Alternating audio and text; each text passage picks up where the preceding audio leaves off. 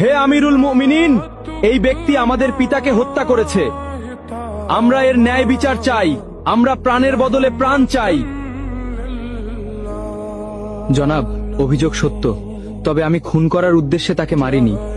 আমার প্রিয় উটটি তাদের বাগানের পাতা খেয়ে ফেলায় বৃদ্ধ পাথর মেরে উটটিকে হত্যা করেন। আমি রাগে পাগল হয়ে যাই, তাই আমি পাথর ছুঁড়ে মারলে সেটি বৃদ্ধের মাথায় লাগে এবং তিনি মারা যান। আমি ইচ্ছা করে তাকে হত্যা করিনি জনাব। তুমি নিজের ইচ্ছায় হত্যা করো বা না করো, ইসলামের বিধান অনুযায়ী তোমাকে মৃত্যুদণ্ড গ্রহণ করতে হবে।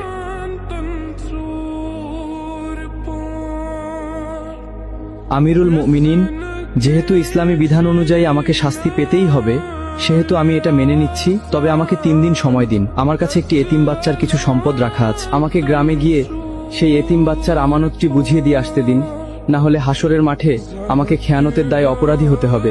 দয়া করে আমার এই আর্জিটা রাখুন জনাব।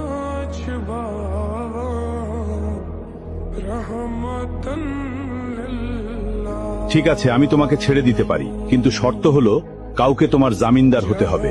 তুমি ফিরে না এলে তাকেই তোমার বদলে মৃত্যুদণ্ড দেওয়া হবে।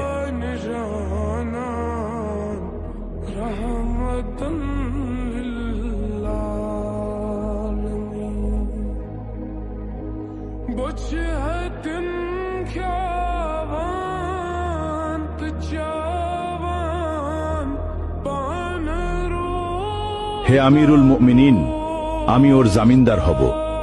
ও যদি না আসে আপনি আমাকেই শাস্তি দেবেন। ঠিক আছে, মঞ্জুর করা হলো। 3 দিনের মধ্যে যদি তুমি ফিরে না আসো, তাহলে তোমার পরিবর্তে আবু যর গিফারিকে হত্যা করা হবে।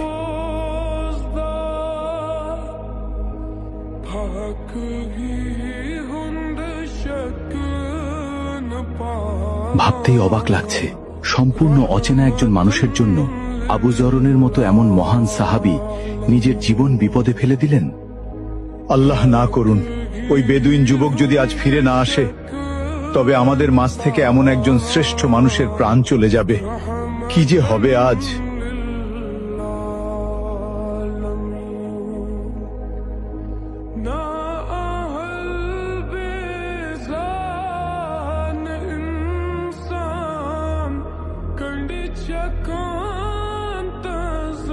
ওই লোকটা যেহেতু 3 দিনের মধ্যে আসতে পারেনি, সেহেতু আবু যর গিফারিকেই তার পরিবর্তে হত্যার আদেশ দেওয়া হলো।